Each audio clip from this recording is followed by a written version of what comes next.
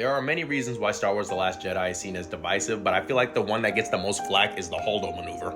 With this comment right here reflecting its most common critique, that if any ship can do it, why did it take into Holdo for it to happen in universe? Citing that this moment breaks lore, doesn't make sense, yada yada yada. However, those same people forget to consider a couple things. One, hyperspace has always been dangerous. In the first Star Wars movie ever, Han Solo points out that hyperspace is not to be taken lightly. The computers on board do a lot of the heavy lifting and calculating the jumps, but it's up to the pilot to jump correctly.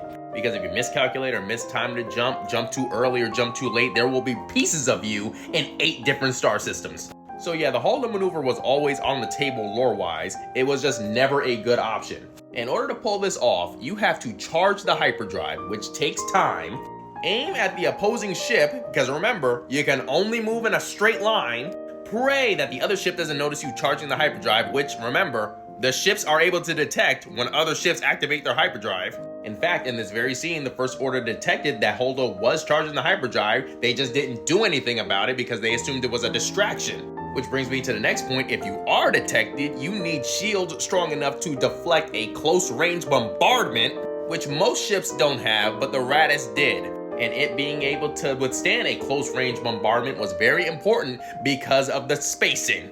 Because assuming you were able to do all those previous steps and you managed to actually make the jump into hyperspace, if you are too far away from your target, you will just go into hyperspace. Objects in hyperspace cannot interact with objects in real space. In other words, if you are too far away from your target and you make the jump, you will not shoot through your target, you will phase through your target in another plane of existence. And ignoring the obvious problems of having your ship way too close to an enemy vessel, if you jump too close, you won't build up the necessary speed to be a good battering ram. You need to be exactly far enough away to gain near light speed, while at the exact same time being just close enough to actually hit. And before you can do any of that, you need to disable a whole bunch of failsafes on your ship's computer that prevent this sort of thing from happening.